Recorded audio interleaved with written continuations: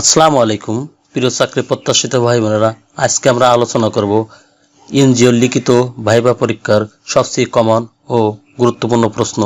আজকে আপনারা এক প্রশ্নে বা এক ভিডিওতে সমস্ত এনজিওর ভাইবা ও লিখিত পরীক্ষার উত্তর জানতে পারবেন। আজকে মেইন পার্টে আপনারা জানতে পারবেন এনজিও কি, লিখিত পরীক্ষার প্রশ্ন, ভাইবা প্রশ্ন প্লাস কিভাবে উত্তর করবেন, কমন মিস্টেক। আপনারা অনেক সময় অনেক কমন জিনিস অর্থাৎ জানা জিনিস ভুল করে থাকেন। আজকে আমরা এই ভিডিওতে সেই সম্পর্কে গুরুত্বপূর্ণ আলোচনা করব। এখানে আপনাদের জন্য বোনাস অর্থাৎ ভাইবার টিপস সম্পর্কে কয়েকটি গুরুত্বপূর্ণ বিষয় আলোচনা করা হবে। যেরকম আপনি আত্মবিশ্বাস হারাবেন না, অথবা প্রশ্নটাকে সংক্ষিপ্ত আকারে উত্তর দেওয়ার চেষ্টা করবেন, বাস্তব উদাহরণ তুলে ধরবেন। এর ভিতরে কোনো রাজনৈতিক কথা বলবেন না, রাজনৈতিক কথাগুলো এড়িয়ে চলবেন।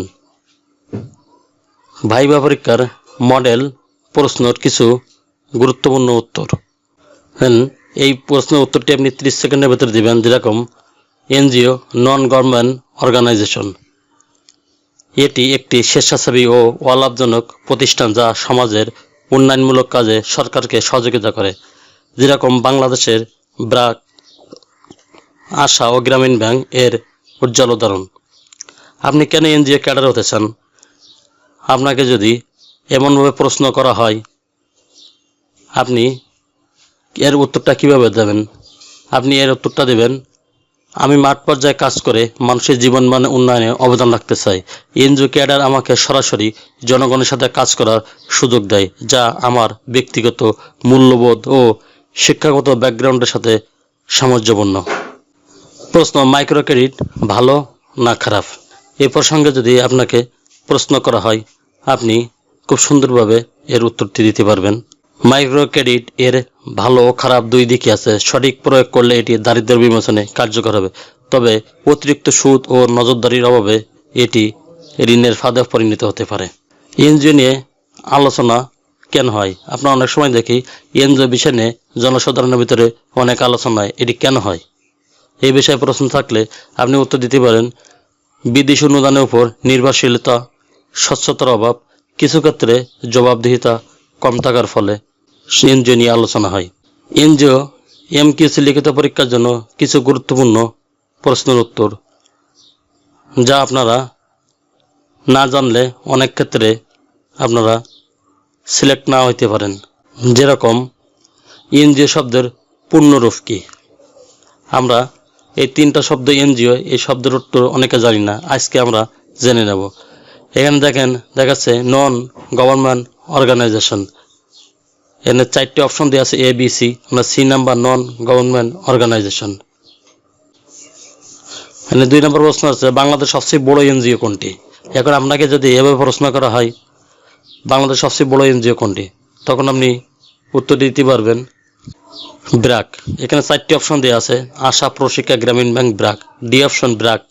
আপনারা এক চান্সে বলতে পারবেন আপনারা ব্র্যাক। পরবর্তী প্রশ্ন, এনজিও অ্যাফেয়ার্স ব্যুরো কোন মন্ত্রণালয়ের অধীনে কাজ করে?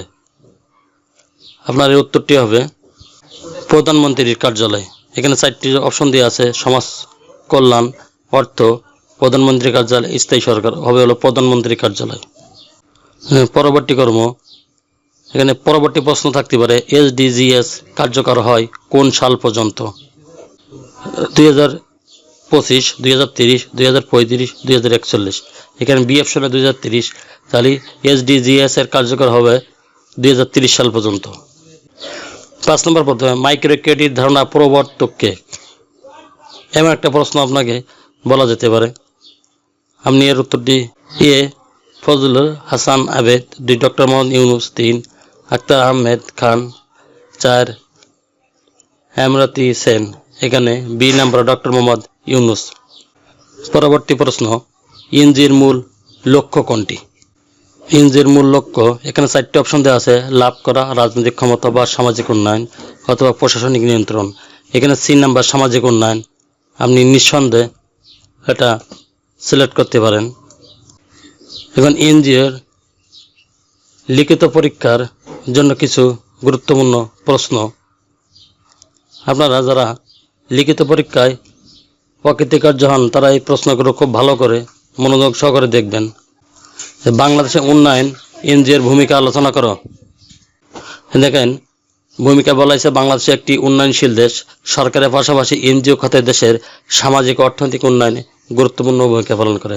এখানে মূল আলোচনা 5টি পয়েন্ট দেওয়া আছে, যেরকম 1 নম্বর দারিদ্র্য বিমোচন, মাইক্রো ক্রেডিট ও আয়বর্ধক কার্যক্রমের মাধ্যমে এনজিও দরিদ্র জনগোষ্ঠীকে স্বাবলম্বী করছে। 2 নম্বর শিক্ষা খাত, ব্র্যাকের উপস্থানিক শিক্ষা প্রোগ্রাম শিক্ষাবঞ্চিত শিশুদের স্কুলমুখী করছে। 3 নম্বরে স্বাস্থ্য খাত, মাতৃস্বাস্থ্য, টিকাদান ও পরিবার পরিকল্পনা এনজিওর কার্যক্রম ভূমিকা রাখছে।